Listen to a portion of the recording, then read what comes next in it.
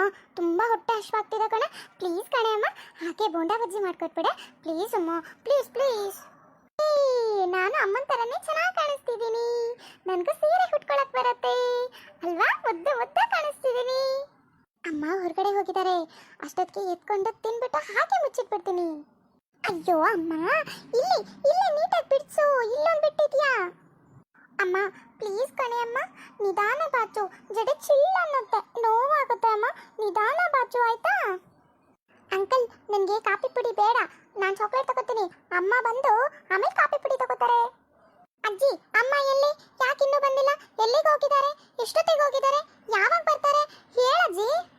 ನನ್ನನ್ನು ಕರ್ಕೊಂಡು ಹೋಗಿದ್ರೆ ಚೆನ್ನಾಗಿರ್ತಿತ್ತು, ಒಂದು 5 ನಿಮಿಷ ಕಾಯ್ಬೇಕಿತ್ತಲ್ವಾ, ನಾನು ಹೋಗ್ತಿದ್ದೆ ಅವಾಗ.